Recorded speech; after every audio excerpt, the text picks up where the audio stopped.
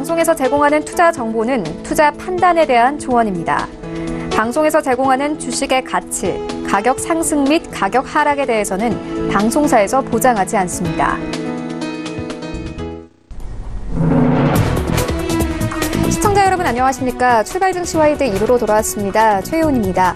미국과 중국의 무역 전쟁이 악화되면서 우리 시장, 양지수 모두 3거래 연속 하락세를 이어오고 있습니다. 어제 코스피 같은 경우에는 2060선에서 마감을 했고요. 코스닥은 3% 넘는 낙폭을 보였습니다. 이러한 시장 상황들 오늘 출발 증시 와이드 2부와 함께 꼼꼼하게 다뤄보도록 하겠습니다.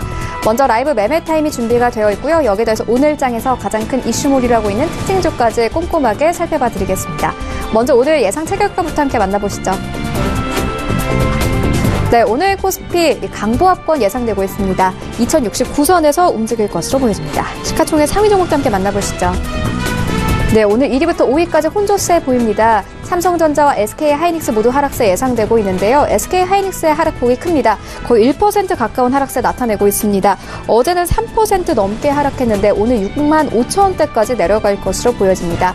셀트리온 오늘 강보합권에서 출발할 것으로 보여지는데요. 23만 6천 원 예상되고 있습니다. LG화학 어제 약보합권에서 마감을 했는데 오늘 소폭 오릅니다. 35만 4천 원 선 예상되고 있습니다. 6위부터 10위까지 함께 만나보시죠.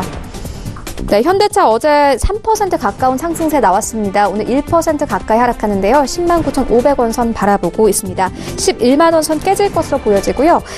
SK텔레콤 같은 경우에는 어제 2% 가까이 상승했습니다. 오늘 약보합권에서 출발할 것으로 보여집니다. 28만 6,500원 예상되고 있고요. 포스코 같은 경우에는 오늘 0.4% 상승세 들어옵니다. 24만 9천 원 선 예상되고 있습니다. KB금융도 마찬가지로 강보합권 예상되고 있습니다. 4만 7천 원대에서 움직일 것으로 보여집니다. 11위부터 15위까지 함께 보시죠. 네이버 12위까지 내려와 있습니다. 어제 4% 넘게 빠졌죠. 오늘 0.4% 상승세 예상되고 있습니다. 12만 원 선에서 움직일 것으로 보여지고요. 신한지주 어제 이어서 오늘도 하락세 이어갑니다. 4만 1,500원 바라보고 있습니다. 한국전력 오늘 0.33% 하락하면서 3만 650원 바라보고 있고요. 삼성물산 같은 경우에는 어제 1% 넘게 빠졌습니다. 오늘 0.48% 상승세 예상되고 있습니다. 10만 4천 원 바라보고 있고요. SK 현재 0.73%의 하락세 예상되고 있습니다. 코스닥 시장으로 함께 가보시죠. 네, 오늘 코스닥 0.17% 상승하면서 679선에서 움직일 것으로 보여집니다. 시가총액 상위 종목도 함께 만나보시죠. 네, 어제 1위부터 5위까지 모두 하락폭이 굉장히 컸습니다. 특히나 신라젠 어제 6% 넘게 하락했는데요. 오늘 2% 넘는 상승세 예상되고 있습니다. 7만 8,500원 바라보고 있고요. 셀트리온 헬스케어 같은 경우에는 어제 3% 넘게 하락했는데 오늘 1% 추가 하락합니다. 7만 5,100원 바라보고 있는 상황입니다. CJ ENM 어제 4% 넘게 하락했습니다. 오늘 회복할 것으로 보여지는데요. 1% 넘게 상승하면서 21만 8,500원 바라보고 있습니다. 포스코캠텍도 어제 3% 넘게 빠졌습니다. 오늘 0.32% 상승세 예상되고 있습니다. 6만 2,900원 바라보고 있고요. 메디톡스 어제 3% 가까이 빠졌습니다. 오늘 역시나 상승세 예상되고 있습니다. 0.76% 상승세 예상됩니다.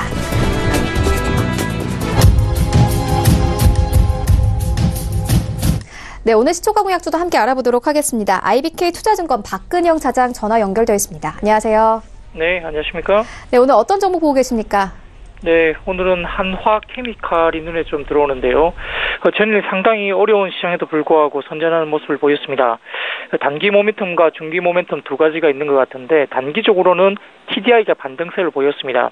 8월 고점으로부터 48% 하락했던 TDI 가격이 최근 3주 동안 14% 정도 반등을 줬습니다. 전반적으로 유럽의 바스프의 생산 중단에 기인한 이유가 있습니다만은 구조적인 상승을 기대하기는 어렵다고 볼 수는 있겠지만 다만 저점 확인은 충분히 가능한 것으로 봅니다. 또한 이제 LDP라든지 LLDP 같은 원래 본업의 화학 제품의 스프레드가 개선이 되고 있습니다. 올해 2월 초 대비 약 10월 초에 각각 45%와 44% 각각 하락세를 보였는데요. 이후에 최근에 유가 급락에 따른 나프타 급락으로 각각 37% 및 34%가 반등세를 줬습니다. 특히 12월 5일 기준자로 LDP와 LLDP 가격이 미중 무역 분쟁 긴장 완화로 각각 4%와 1% 상승세를 보였다는 적이 고무적입니다. 또한 최근에 전일 주가 상승세 촉매가 됐던 부분은 최근에 가장 어렵게 이야기되고 있던 태양광 모듈 가격인데요. 12월 5일 기준 가격으로 태양광 모듈 가격이 1년 3개월 만에 상승세가 나타났습니다. 이는 탑 러너 프로젝트로 인한 모노 모듈 수요 개선에 기인하고 있는데요. 수요 모멘텀은 2019년 1분기까지 지속될 것으로 시장은 분석하고 있는 것 같습니다. 또한 중기 모멘텀으로 본다면 큐셀 코리아 합병 효과인데 11월 일부로 한화 첨단 소재가 한화 큐셀 코리아를 합병하였고요. 한화 케미칼의 모듈 캐파의 규모가 약 86% 증가하게 됩니다. 한화 큐셀과 한화 큐셀 코리아 간의 기존 내부 거래를 제거한다 하더라도 연간 1,000억 원 이상의 영업이익이 추가되는 합병 효과가 발생할 전망입니다. 전체적으로 올해 하반기 모멘텀 상실이 밸류에이션 하락의 가장 큰 원인이었는데 4분기까지는 일부 실적이 부진할 수는 있겠지만 최근 태양광 모듈 가격 상승과 큐셀 코리아 합병 효과를 감안한다면 성장 모멘텀이 재부각되는 시점으로 볼 수 있겠습니다. 현재가부터 18,500원까지의 눌림목 매수 구간으로 설정하시고요. 목표가는 단기 22,000원, 손절가는 18,000원 제시하겠습니다. 네, 알겠습니다. 한화 케미컬에 대한 투자 의견 함께 들어보았습니다. 지금까지 IBK 투자증권 박근영 사장과 함께했습니다. 고맙습니다. 감사합니다. 네, 라이브 매매타임을 갖기에 앞서서요. 오늘 저희와 함께해 주실 두 분의 전문가 먼저 화면으로 만나보고 오겠습니다.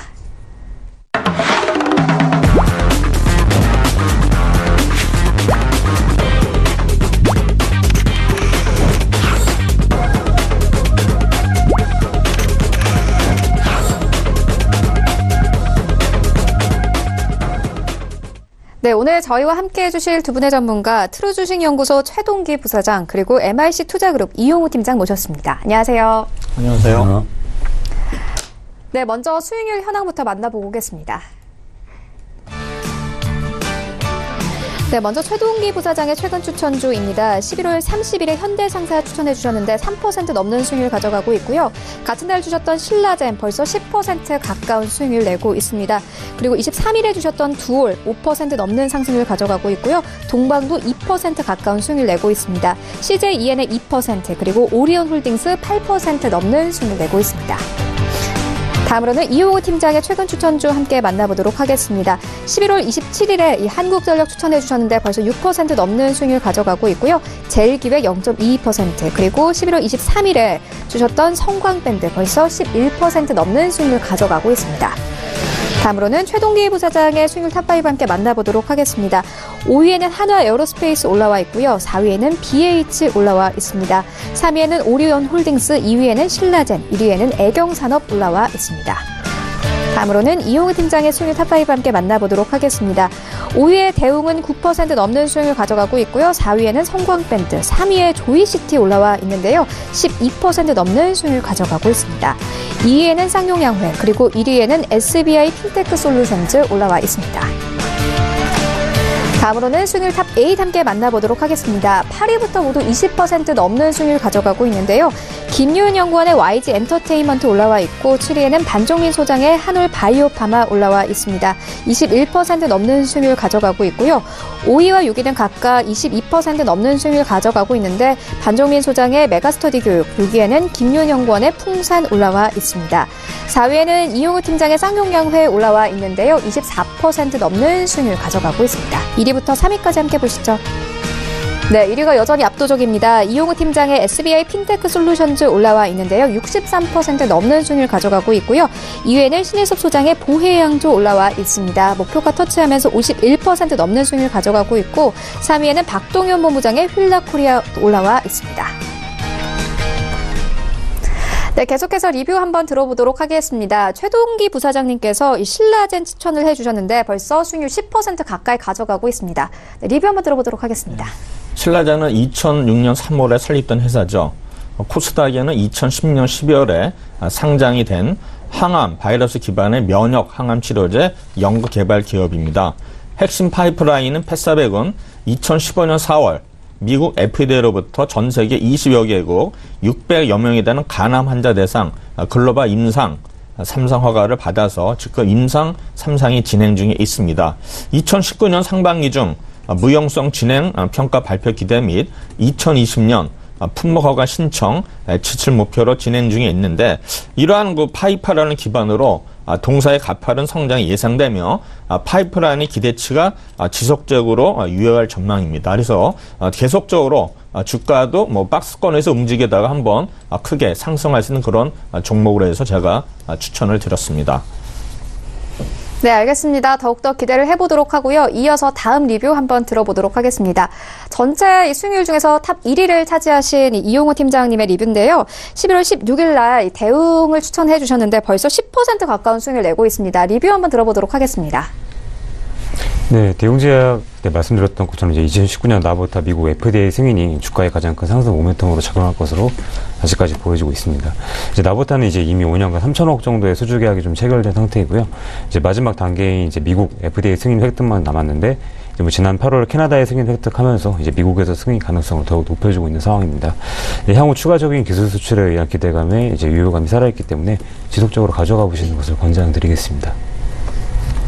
네, 알겠습니다. 그렇다면 오늘장 전략 함께 들어보도록 하겠습니다. 최동기 부사장님, 최근 이 시장 분위기가 좀 좋지 않거든요. 네. 오늘 어떤 전략으로 좀 가져가 보면 되겠습니까? 저는 이제 작년의 예를 보더라도 네. 아마 연말에는 바이오주들이 계속 주도를 할 것으로 예상이 되거든요. 물론 이제 낙폭 가대진 기술주들도 보이지만은 제가 보기에는 일단 바이오주들이 좀 더 상승 여력이 있지 않을까 예상이 되면서 장중에 많이 마이너스가 나왔을 때 이런 종목들 위주로 공략을 하시면 좋을 것 같습니다.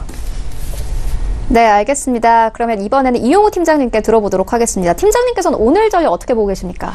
예, 사실 뭐 이번 주 미국 뭐 경기 둔화 우려나 뭐 이제 미국 무역 전쟁, 뭐 불확실성 속에서 이제 미국 증시가 급락했는데 이제 영향을 받아서 저희 시장도 조정 흐름 계속 이어지고 있습니다. 이제 또 이와 함께 뭐 정치 테마주들이 좀 기승을 좀 부렸었고 이제 철도주를 중심으로 한 대북주도 비교적 한방 했고 이제 주가 흐름을 좀 기록해준 모습이었는데요. 이제 뭐 실망하실 것이 없는 점이 또 무역 실무 협상이 뭐 난항을 겪을 것이라는 점은 이미 예상했던 점이고 미국의 뭐 장단기 금리 역전과 뭐 경기 둔화에 대한 우려감도 이제 문제이긴 하지만 역시 뭐 시차가 존재한다는 점을 감안했을 때 이제 미리 지나치게 걱정할 것은 없다고 생각하고 있습니다. 사실 또 일부 대형주에 의해 지수만 오르는 시장보다는 이렇게 좀 이제 제한적인 범위 내에서 움직이더라도 종목 장세가 좀 진행되는 현재 같은 장에서는 단기적으로 수익을 좀 올릴 수 있는 좀 장점이 있기 때문에 대응 전략을 좀 수립하시면서 대응해 보시는 게 제일 좋은 것 같습니다. 네, 알겠습니다. 그렇다면 팀장님, 최동기 부사장님께서는 바이오 종목에 대해서 좀 얘기를 해주셨거든요. 네. 그럼 팀장님께서 어떤 섹터 주로 보고 계십니까? 평소에 좀 게임주에 관심 많이 가지고 계시잖아요. 사실 이제 내년부터 5G 상용화가 된다고 이제 또 언론에서도 많이 좀 알리고 있는데요. 사실 이제 5G 관련주에서 좀 대장주를 들어가시는 것보다는 좀 실질적으로 좀 수혜를 받지 않은 좀 이제 숨겨진 그런 좀 가치가 있는 좀 이제 소형주를 좀 공략을 해보시는 게 어떨까 싶고요. 5G 관련해서도 지속적으로 이제 망을 이제 이어나가거나 관련된 또 이제 문제점, 부품들이 또 생겨날 수 있기 때문에 관련된 주를 이제 분석하면서 공략해 보시는 게 제일 좋은 것 같습니다.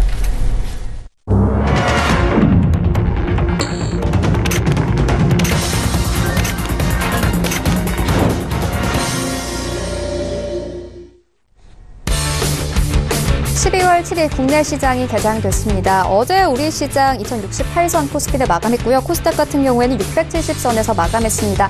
양지수 모두 3거래일 하락세를 이어오고 있는데요. 오늘도 역시나 하락세 예상되고 있었습니다만은 현재 9시인 현재는 이 코스피 같은 경우에는 0.5% 상승 출발하고 있고 코스닥도 마찬가지로 강한 상승세 0.75% 상승한 683선에서 움직이고 있습니다.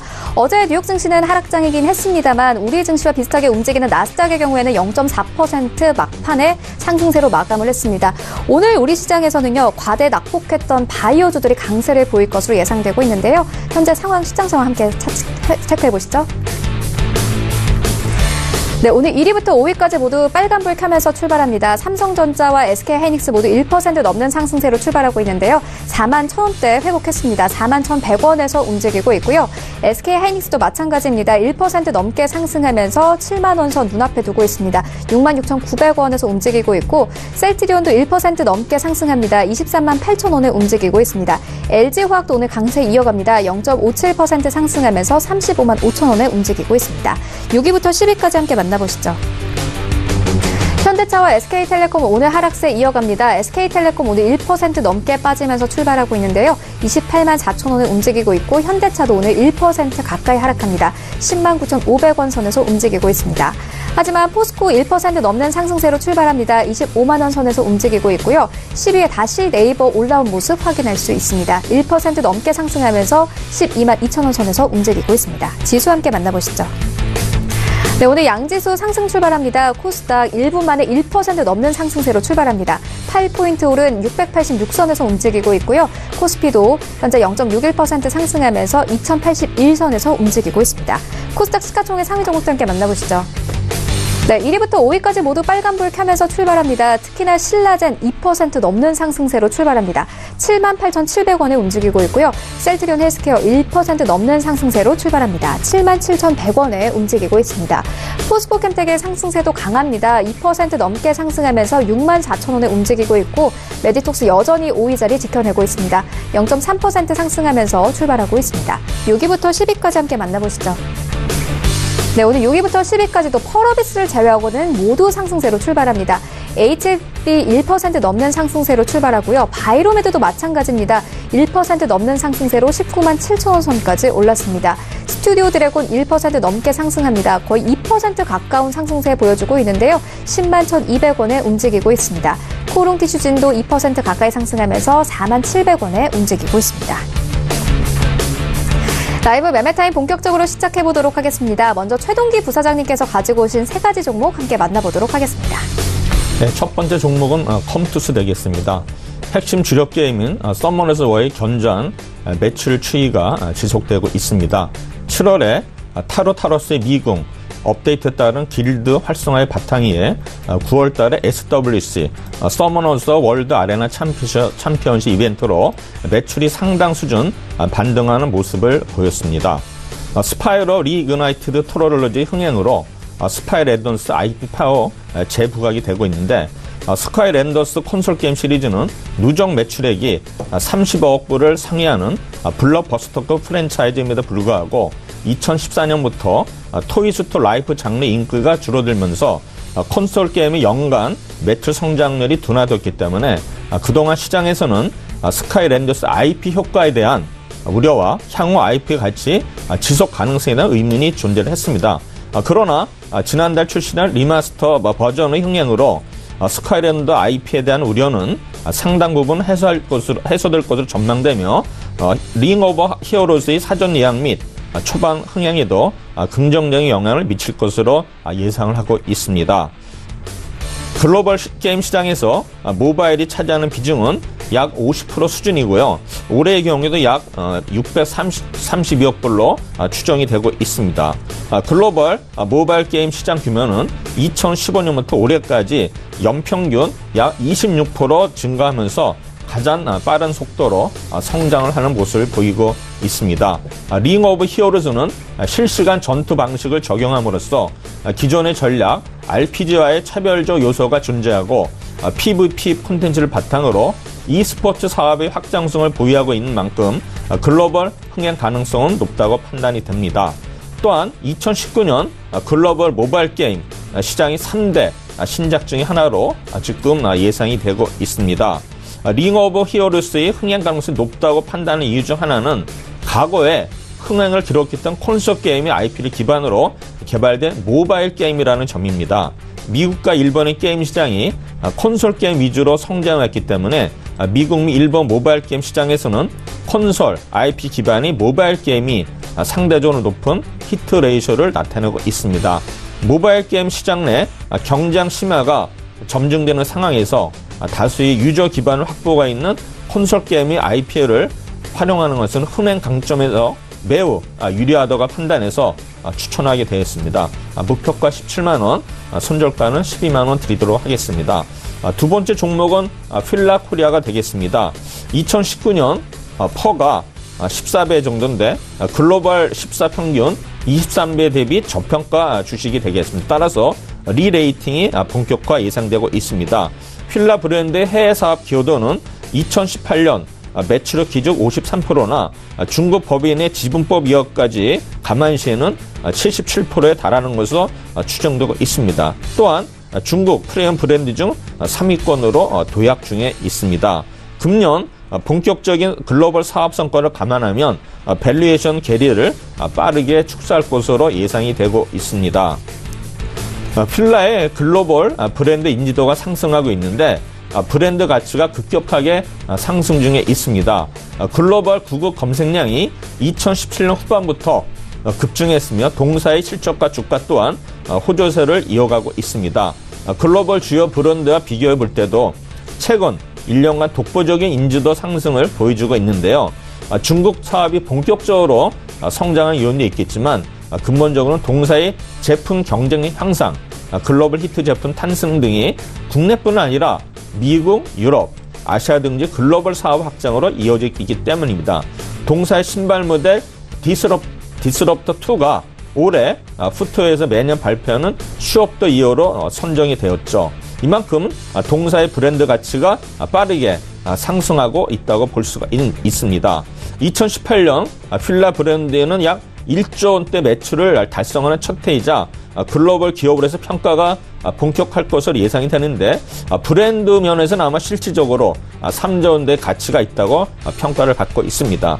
또한 이 회사는 진입 장벽이 높은 운동화 위주로 성장하고 있습니다.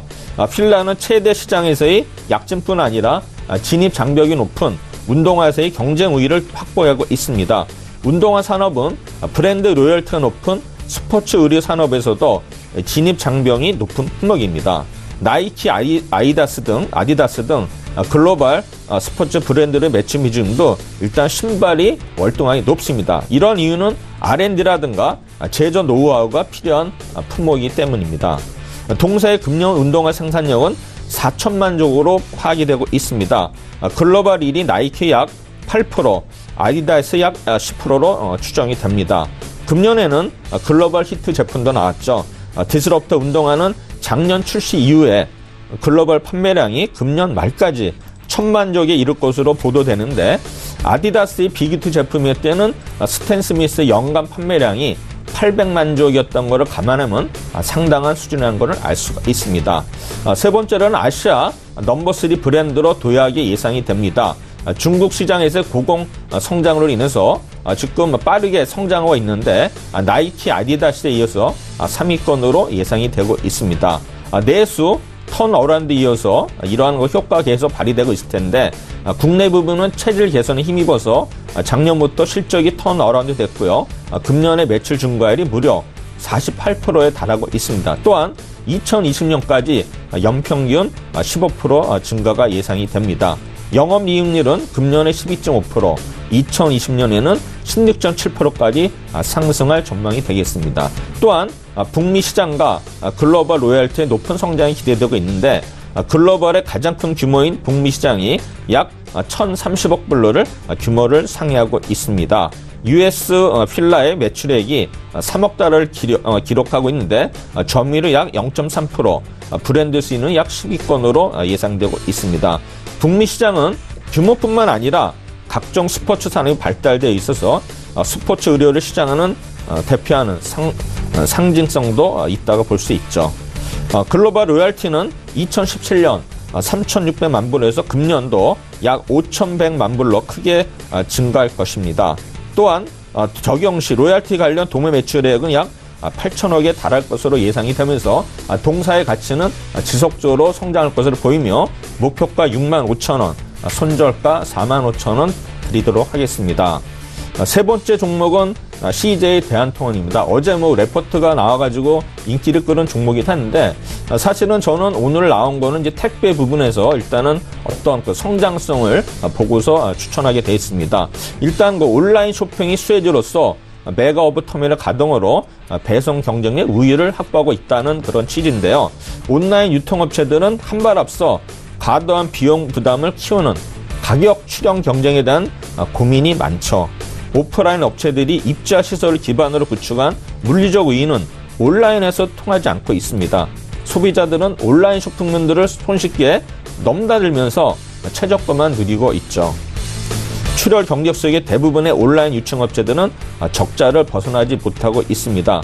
유통업계는 이런 한계를 극복하기 위해서 택배에서 차별화를 모색하고 있습니다. 배송은 온라인 쇼핑에서 고객과 유일한 물리적 접점이 되겠죠. 온라인화로 많은 유통 과정이 축소됐지만 라스트 마일, 소비자가 상품을 수령하는 마지막 구매단금은 대체가 불가합니다. 동사는 곤지암 메가오빗 터미널을 8월에 가동이 되었습니다. 총 4,247억이 투입된 대규모 물리투자의 성과가 배송 경쟁 향상으로 이어져 중장기적인 가격 인상이 기반이 될 것입니다. 곤지암 터미널은 처리 능력이 하루에 170만 상자로서 세계에서 세 번째로 큰 물류 터미널이 되겠습니다. 또한 입지 정권도 경기도 광주에 위치해서 수도권에 가깝고 기존에 대전과 용인 등 여러 터미널로 분산되던 물량을 통합되게 되었습니다.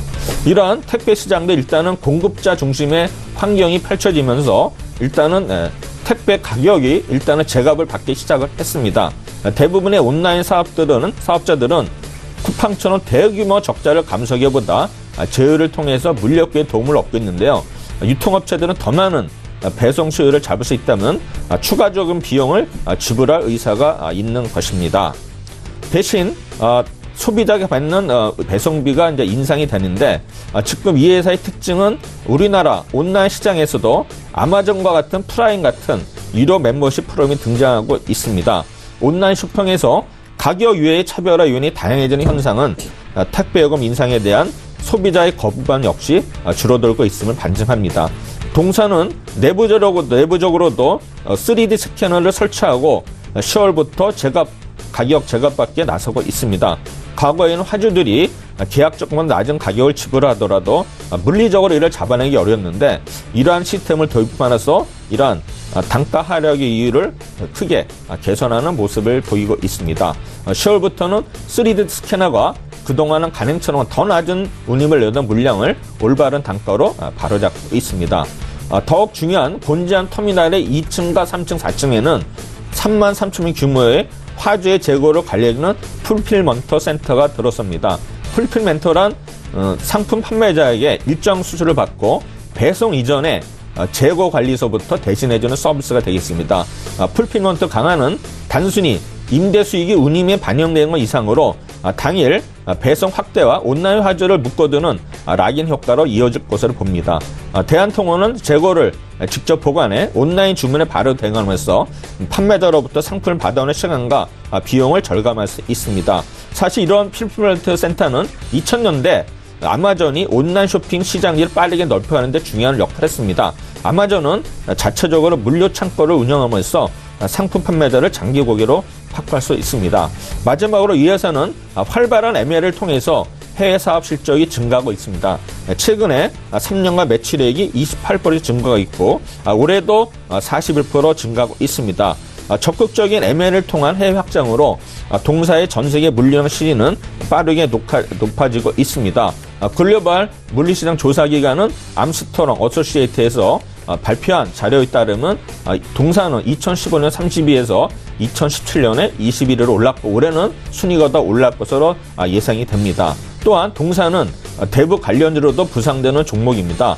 철도, 항만, 안성시에 유라시아 철도라든가 시베리아 철도의 연계를 고려할 경우에 미래 가치는 밝다고 생각이 되면서 목표가 19만 원, 손절가 13만 원 제시해 드리도록 하겠습니다. 네, 세 가지 종목 함께 만나보고 왔습니다. 정리를 좀 해보고 가겠습니다. 먼저 첫 번째 만나본 컴투스 같은 경우에는요. 여러 가지 게임의 흥행이 기대가 되고 또 매출이 견고하다는 점 짚어주셨고요. 이어서 휠러코리아는 사실 라이브 매매타임에 이미 올라온 종목이기도 한데 외국인들이 한 달 사이에 가장 많이 매수한 종목이기도 하고 중국 시장에서 상승세가 예상된다는 점 짚어주셨습니다. 그리고 마지막에 만나본 CJ 제일통운 같은 경우에는 활발한 M&A를 통해서 해외 사업 실적이 증가된다는 점 함께 짚어주셨습니다. 이어서 이용호 팀장님이 가지고 오신 세 가지 종목 함께 만나보도록 하겠습니다. 네, 오늘 첫 번째 말씀드릴 종목은 윈하이텍입니다. 2011년 윈스틸 강건제 사업본부에서 이제 분할돼서 강 구조물 제작 설치와 판매를 하는 기업인데요. 또 주요 생산 품목으로는 건축물 바닥에 사용되는 데크 플레이트나 보작 없이 사용되는 DH빔이 있습니다. 시장 조사부터 관리까지 모두 전담하는 부동산 개발 사업 종합 디벨로퍼 사업을 영위하고 있는데요. 또한 올해 5월 단열 나노 코팅 유리 전문 기업인 지앤원을 인수했고 유사 고객 타깃과 건축 전후 공정 주요 자재 확보로 글로벌 건자재 종합그룹으로서 도약을 지금 이뤄나가고 있습니다. 동사는 건축물 바닥을 만들 때 쓰이는 데크 플레이트 시장에서 인정받아 성장을 해온 기업입니다. 데크 플레이트는 공사 기간과 인건비 절감 효과를 인정받아 기존 합판 거푸집 공법을 대체해 나가고 있는데요.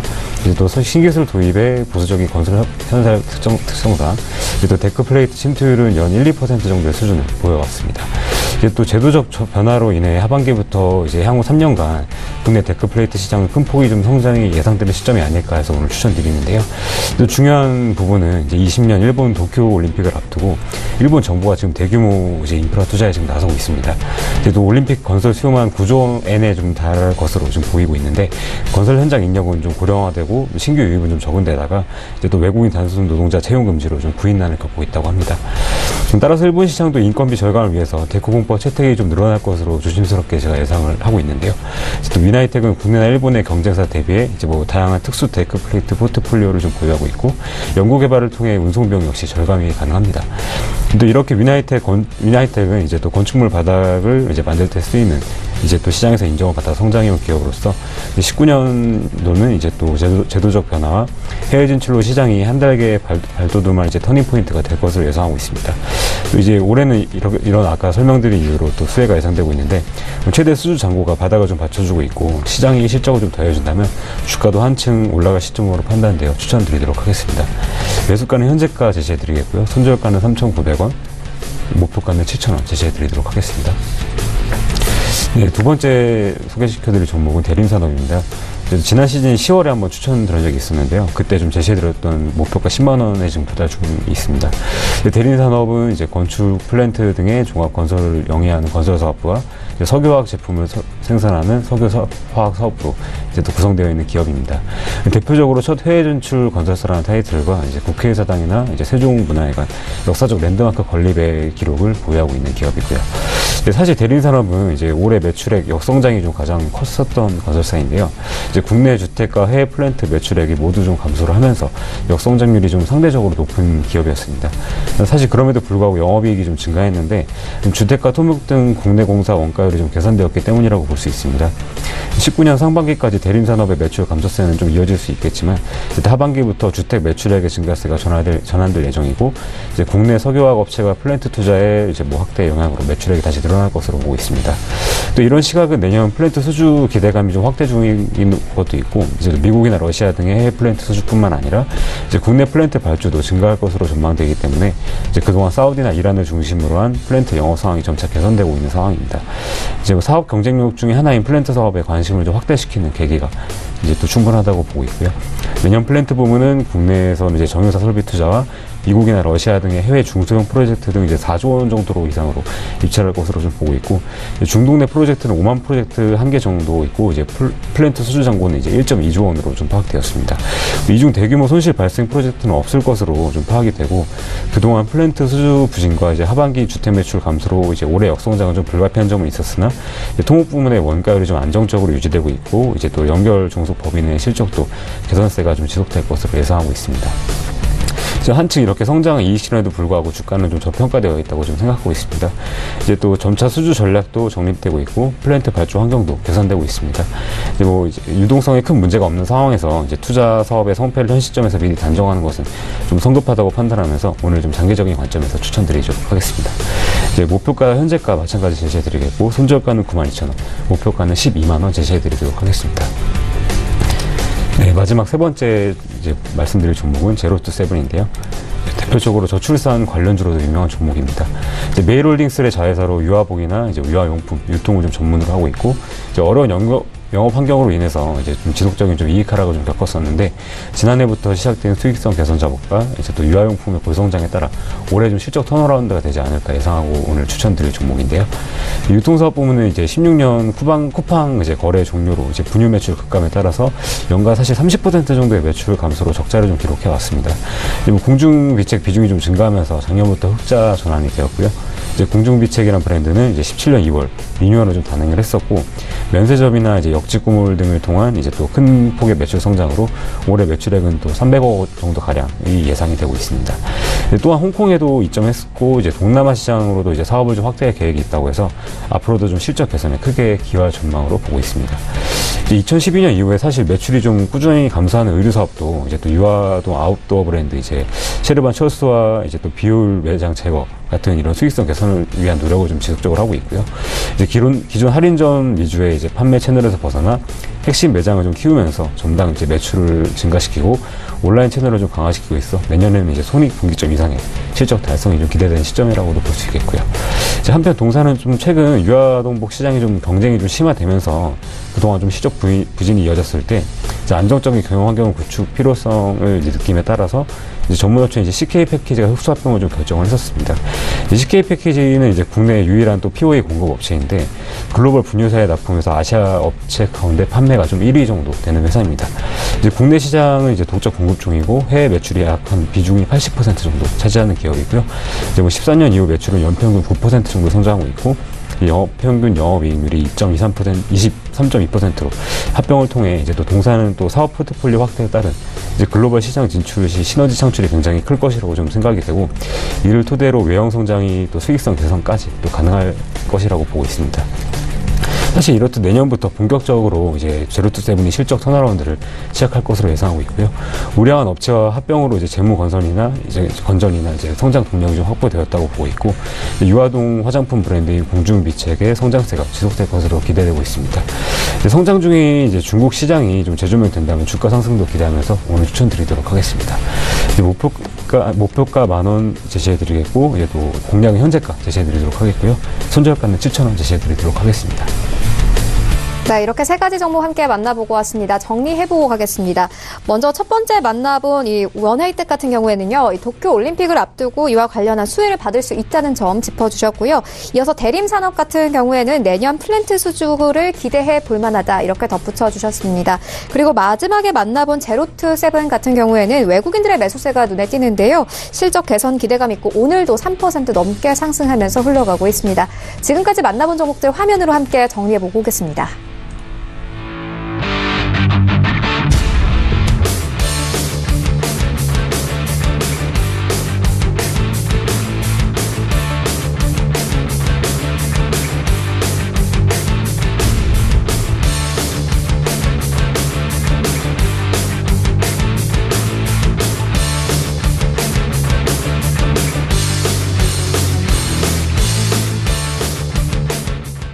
네, 계속해서 오늘 장에서 이슈몰이를 하고 있는 특징주 만나보도록 하겠습니다. 먼저 첫 번째 특징주는 LG화학입니다.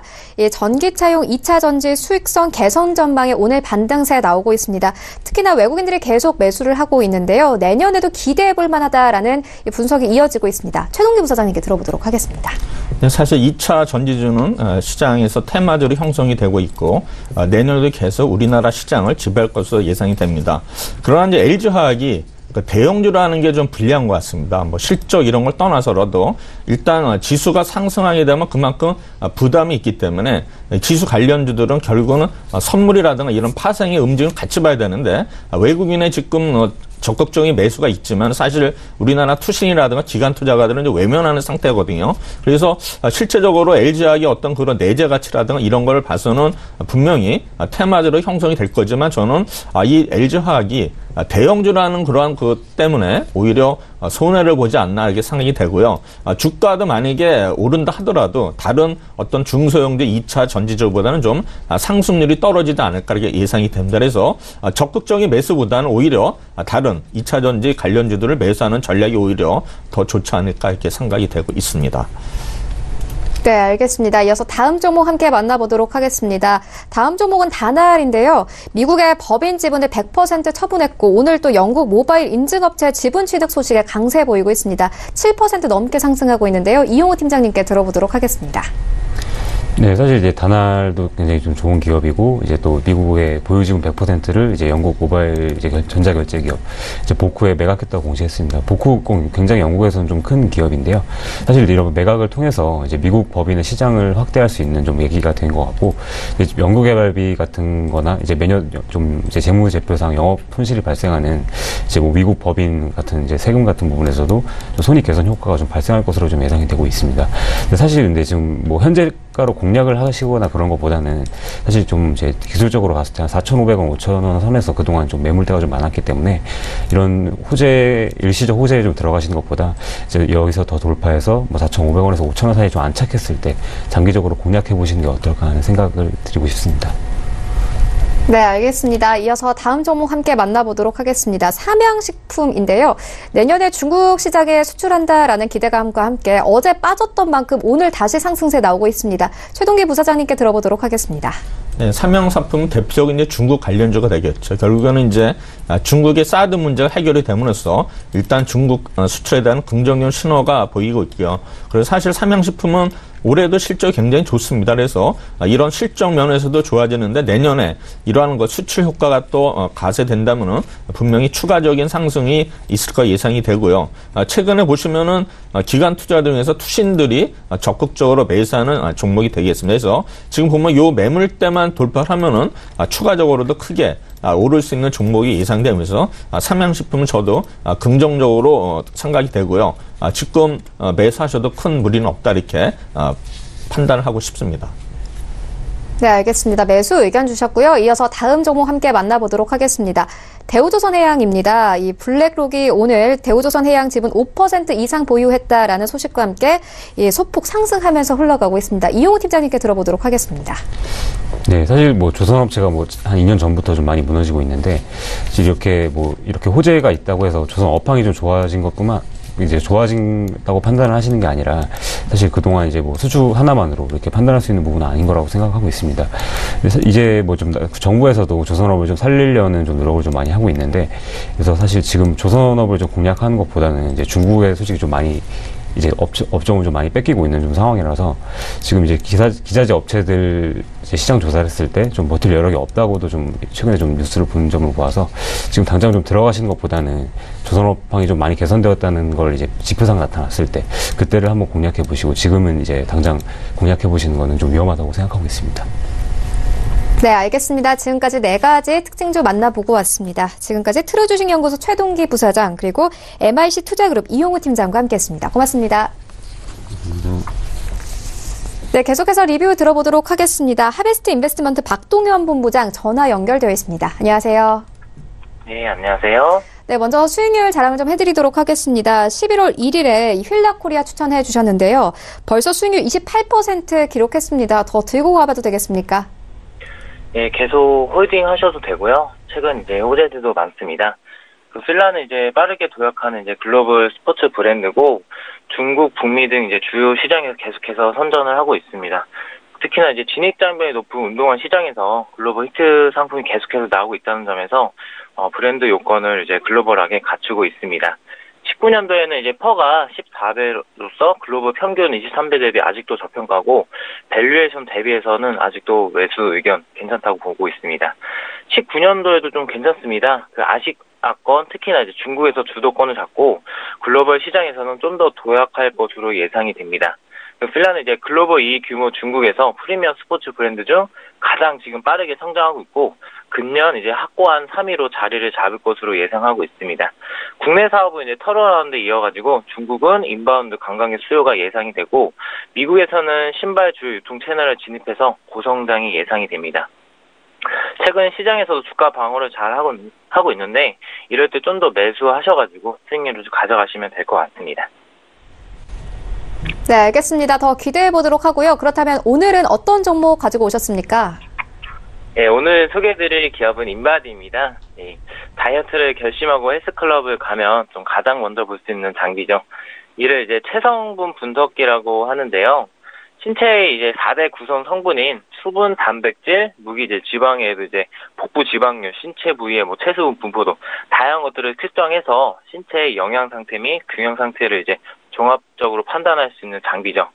국내에서는 체성분 분석기를 뭐 종합병원이라든지 비만 클리닉 전문가 시장, 소규모 의원 스포츠 센터, 가정에서도 또한 사용할 수 있는 가정용 지장, 개인적으로 사용할 수 있는 웨어러블 제품 관련돼서도 정말 다양하게 제품군들이 나오고 있습니다. 이 수요는 계속되고 있는데요. 전 세계적으로 가체중, 비만 인구가 또 급증을 하고 있고 가체중에 따라서 이제 질병의 치료 및 예방 과정에 또한 이런 부분이 증가하고 있습니다.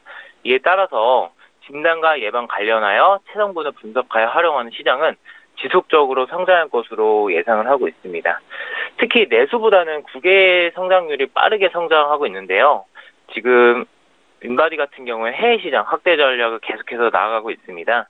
이미 이제 인바디는 매출의 80%가 해외에서 발생하고 있으며 여전히 이제 지역별 침투율은 5에서 30%에 불과합니다. 그래서 해외 판매는 체성분 분석이 생소한다는 점에서 대리점 방식보다는 직접 영업 방식이 좀 효과적이고 이를 이제 19년도에 법인화해서 한다고 하면은 좀 더 중국이라든지 미국에서의 시장 침투력을 또 나아갈 것으로 예상을 하고 있습니다.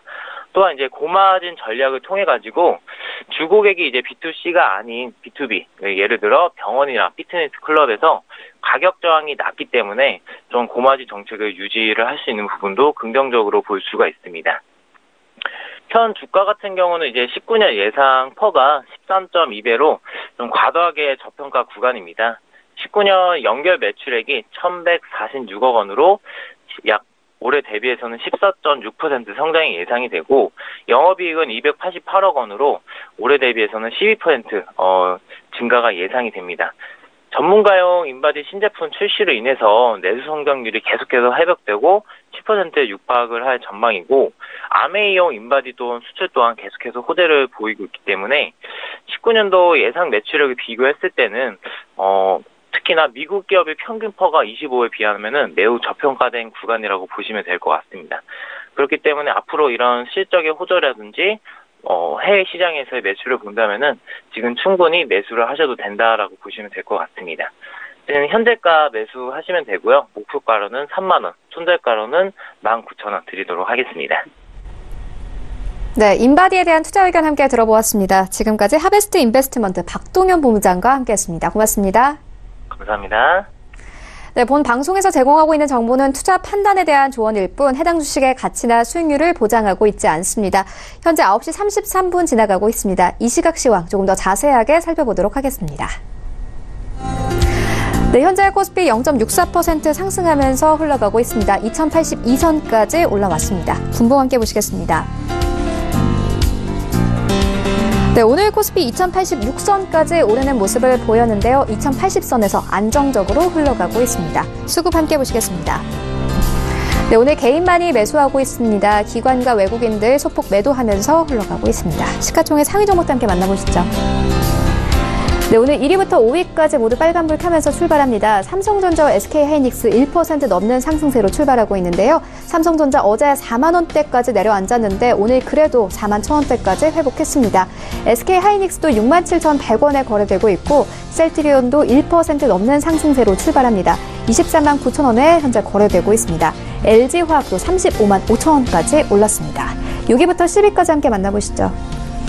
네, SK텔레콤, 포스코 모두 빠집니다. 포스코 이 장 초반만 하더라도 1% 넘는 상승세로 출발을 했는데요. 현재 0.6% 빠지면서 24만 6,500원에 거래되고 있고요. 현대차 0.45% 상승 전환했습니다. 11만 원 선 현재 회복했습니다.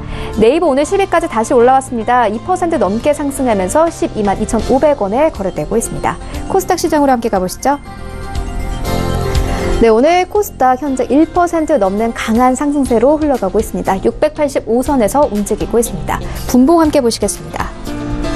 네, 오늘 코스닥 같은 경우에는 9시 19분쯤에는 687선까지 오르는 모습을 보였는데요. 현재 686선까지 내려왔습니다. 수급 함께 보시겠습니다. 네, 그래도 오늘 코스닥 시장에서 외국인들 사주고 있습니다. 149억 원가량 매수 들어오고 있고요. 개인도 매수하고 있습니다. 다만 기관 같은 경우에는 200억 원 넘게 매도하면서 흘러가고 있습니다. 시가총액 상위 종목도 함께 만나보시죠. 네, 1위부터 5위까지 메디톡스를 제외하고는 모두 상승세로 흘러가고 있습니다. 특히나 신라젠 3% 넘는 상승세로 흘러가고 있는데요. 8만 원 전 눈앞에 두고 있습니다. 셀트리온 헬스케어도 마찬가지로 2% 가까운 상승세로 출발합니다. 77,300원에 움직이고 있고 포스코 캠텍도 2% 가까운 상승세 나타내고 있습니다. 64,000원 눈앞에 두고 있습니다. 6위부터 10위까지 함께 만나보시죠. 네, 6위부터 10위까지 펄어비스를 제외하고 모두 상승세로 출발합니다. HLB와 바이로메드 모두 1% 넘는 상승세로 출발합니다. 오늘 바이오 종목들 대체로 강한데요. 코오롱 TC진도 1% 넘게 상승하면서 4450원까지 올랐습니다. 스튜디오 드래곤 상승세 이어가고 있긴 합니다만은 10만 원 선 아래에서 움직이고 있습니다. 99,800원에 움직이고 있고 펄어비스 오늘 1% 넘게 빠집니다. 오늘 이 게임주들이 대체로 약세인데요. 187,400원에 움직이고 있습니다. 환율 함께 만나보시겠습니다. 네, 오늘 환율이 0.5% 상승하면서 1120원 선에서 거래되고 있습니다.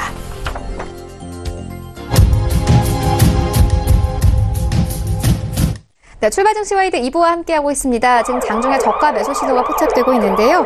위즈 인베스트먼트 김영철 팀장 전화 연결되어 있습니다. 안녕하세요. 네, 안녕하세요. 네, 오늘 장 분위기 좋은데요. 오늘 어떤 종목 보고 계십니까? 네, 오늘 저가 매수로 좀 관심 있게 보고 있는 종목은 시장의 주도주는 아니지만 향후 모멘텀이 좀 증가될 수 있는 하나케미칼 보고 있는 그런 상황입니다. 일단은 주가가 많이 빠졌기 때문에 밸류에이션 저점을 좀 통과 중이다라고 이제 판단을 하고 있고요. 주가가 이제 올해 들어서 연초 대비 한 37% 정도 하락을 했습니다. 최근에 한 40%까지 이제 하락을 했다가 최근에 좀 반등이 나오면서 연초 대비로는 한 37% 정도 마이너스를 기록을 하고 있는 그런 상황이고, 이렇게 주가가 많이 빠질 수밖에 없었던 가장 큰 이유는 스프레드 하락이랑 그다음에 아시는 것처럼 화학 업황 투자 심리에 따른 악화 이러한 부분들의 기인했다라고 이제 좀 보시면 좋을 것 같고요. 현재 그 12개월 포워드 PBR 기준으로, 그러니까 PR이나 PBR 기준으로 보면은 0.4배 이 정도 수준밖에 되지 않기 때문에 상당히 저평가되어 있다라고 이제 좀 볼 수가 있겠습니다. 중요한 거는 사실 주시장에서 싼 주식은 많은데 그렇다고 하면 올라갈 수 있는 모멘텀이 있느냐에 대한 부분들일 텐데, 일단은 하나케미칼 같은 경우에는 그 악재로 인해서 주가가 하락했었던 그런 부분들, 그 악재 요인이 조금씩 해소가 되고 있다라고 이제 좀 보시면 좋을 것 같은데요. 일단은 가장 크게 이제 악재로 좀 작용을 했었던 그 부분들, 이 TDI 쪽이 반등을 하고 있고, 그 다음에 LDP랑 LLDP 쪽도 스프레드가 좀 개선이 되고 있고, 그 다음에 태양광 모듈 가격도 이제 좀 반등을 하고 있는 그런 상황인데, 일단은 TDI부터 좀 보면은 사실 8월 고점으로부터 한 48% 정도 하락을 했었습니다. 그때 이제 대부분의 국내 이제 화학주들이 이제 조정을 좀 받은 그런 상황이고, 근데 최근에 한 3주 정도만 본다라고 하면은 한 14% 반등을 하면서 단기적인 저점을 좀 찍었다라고 시장에서 판단을 하고 있고요.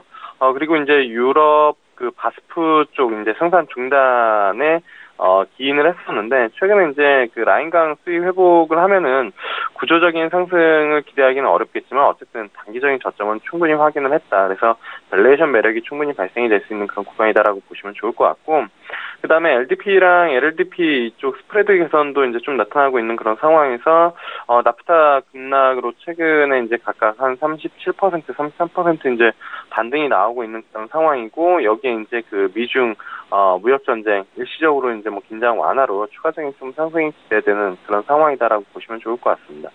그리고 이제 사실 그 하나케미칼 쪽에서 이제 가장 중요한 건 태양광 모듈 쪽에 대한 그런 부분들인데, 이 태양광 모듈 가격이 1년 3개월 만에 이제 상승을 좀 하는 그런 모습들을 좀 보여줬고, 그다음에 중국의 이제 탑러너 프로젝트로 인해서 이 모듈 수요 개선 이쪽도 좀 나타나고 있는 그런 상황이기 때문에 최소한 여기서 주가가 추가적으로 하락을 하기보다는 내년 1분기에 대한 기대감을 가지고 좀 점진적인 우상향이 좀 가능할 것이다, 이렇게 좀 보고 있고요.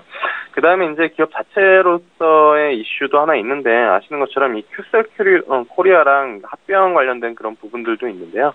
일단은 날짜는 11월 1일부로 이 하나 큐셀 코리아를 이제 합병을 했고, 이로 인해서 그 모듈 캐파가 이제 그 86% 정도가 되는 그런 요인을 좀 갖고 있습니다. 그래서 그 전에는 4.3기가와트 생산량이었다라고 하면은 지금 같은 경우에는 합병 이후에 8기가와트까지 이제 생산이 좀 가능한 그런 부분들이고, 하나 큐셀코리아 같은 경우에는 한 연간 1,800억 원 정도의 영업이익이 나오고 있는 그런 상황이기 때문에 기존 내부거래 재고 시에는 뭐 연간 한 1,000억 원 이상의 영업이익이 추가되는 그런 효과가 좀 있다라고 이제 좀 보시면 좋을 것 같습니다. 그래서 전반적으로 요약을 해보자면 밸류에이션 저점을 통과하고 있는데 악재 요인들은 조금씩 해소가 되고 있고 단기 모멘텀이 부각되고 있는 그런 상황이다. 그리고 기업 자체적으로는 큐셀코리아도 합병으로 인해서 그 영업이익 한 1,000억 원 정도, 연간 1,000억 원 정도의 영업이익이 추가적으로 발생될 수 있는 그런 모멘텀을 가지고 있다.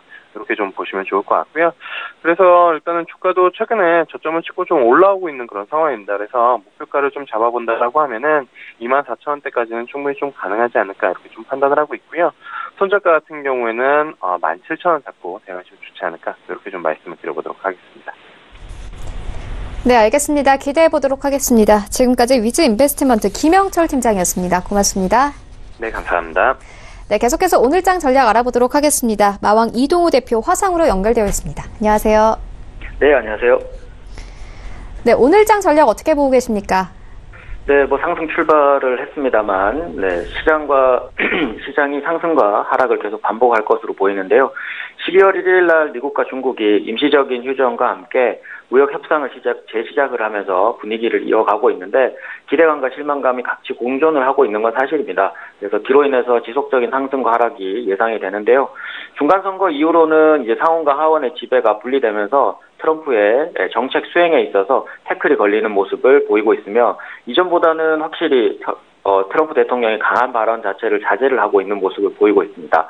그래서 전일 이제 장단기 금리 스프레드가 역전되면서 경기 불확실성이 현실이 되었습니다. 하지만 실제 이 상황이 나왔던 2006년이나 1998년 같은 경우에도 미국 증시는 오히려 1년에서 2년 정도 더 슈팅이 나오고 극심한 하락세를 맞았다는 점을 생각하면 당장 우려할 만한 이야기는 아닐 것으로 보입니다. 이미 시장은 경기 불확실성으로 인해서 미국에서도 금리 인상 조절 얘기가 나오고 있기 때문인데요.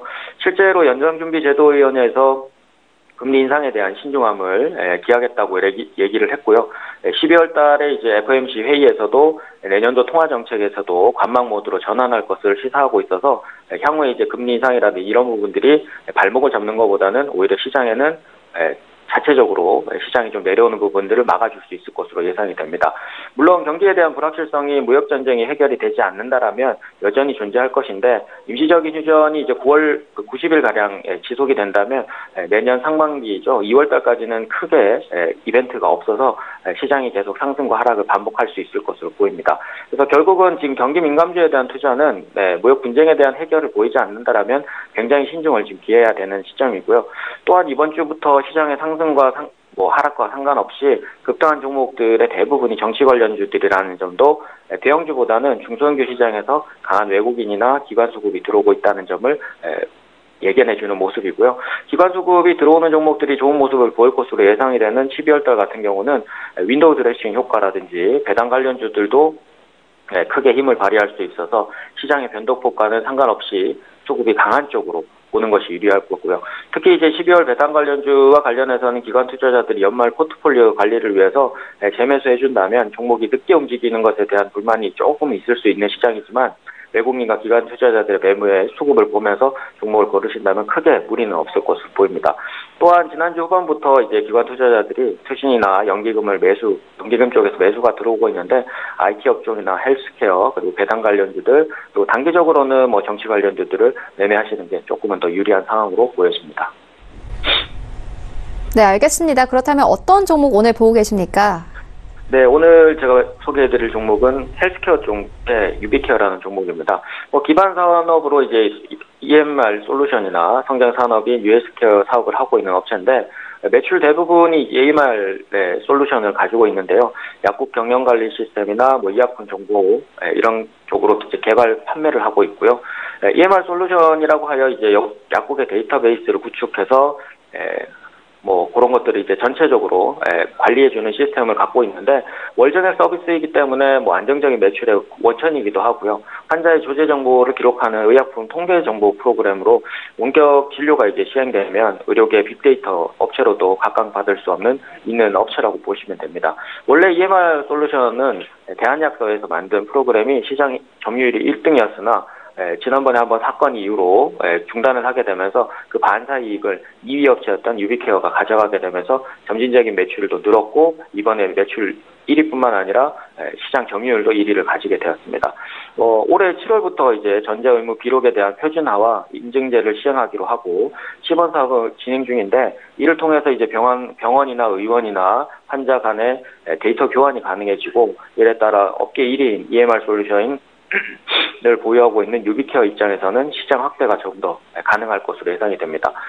또한 이제 의료기기 유통 솔루션 사업이 연평균 25% 정도 성장을 할 것으로 예상이 되고 있는데 2016년에 인수한 비브로스의 모바일 헬스케어 오토 플랫폼이 9월 달에 이제 카카오톡과 연동되면서 매출 다변화를 가져오고 있고요. EMR 솔루션 쪽과 연동된 똑딱으로 인해서 전국 병원과 의원의 실시간 예약이나 접수 그리고 실시간 진료 대기 순서라든지 이런 것들을 카카오톡으로 받아볼 수 있게 되면서 가까운 약국에 대한 정보까지도 원스톱으로 알려주는 시스템인데요. 이게 소비자들한테 이제 크게 호응을 얻고 있는데 다만 단점이라고 한다면 아무래도 이제 노년층이나 고령층에 대해서는 아직 이 웹 서비스에 대한 부분들이 알려지지 않고 있는데 젊은 층이나 이제 이런 부분들에서는 오히려 추가적으로 매출 신장세에 도움을 줄 것으로 예상이 됩니다. 실제 카카오 인베스트가 420억을 투자를 하면서 2대 주주로 등극을 했는데요. 플랫폼 확장을 진행 중이고 카카오가 향후 서비스를 바이오 헬스케어 쪽으로 할 경우는 이쪽으로 더 진정을 보일 것으로 보여서 굉장한 시너지 효과를 얻을 수 있을 것으로 보입니다.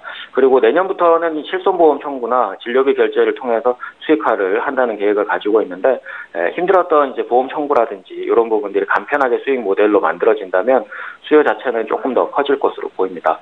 오늘 차트로는 최근에 이제 계속 점진적인 상세를 보이고 있습니다만 어제 시장이 크게 흔들리면서 조금 조정세를 보였고요. 최근 시장 변동성에도 점진적인 상승세를 계속 유지하고 있다는 점은 향후에 이제 조금 더 매출 기대감과 함께 연말 랠리를 조금 더 이어갈 수 있을 것으로 보입니다. 수급적으로 또 외국인 투자자와 기관 투자자들의 매수세가 계속 이어지고 있는데요. 10월 시장 급락 이후로 인한 자리가 회복되고 있으나 점진적인 추가 거래량이 계속 동반된다면 단기적으로는 5,000원권 회복이 가능하고요. 그래서 추천가는 4,600원에서 4,350원, 그리고 손절가는 4,100원, 그리고 1차 목표가는 5,200원을 제시해 드리도록 하겠습니다. 네, 종목과 전략까지 함께 만나보고 왔습니다. 지금까지 마왕 이동우 대표와 함께했습니다. 고맙습니다. 감사합니다. 네, 오늘 저희가 준비한 소식은 여기까지입니다. 저희는 다음 주 더욱더 알찬 정보로 다시 찾아오도록 하겠습니다. 지금까지 시청해주신 여러분 모두 고맙습니다.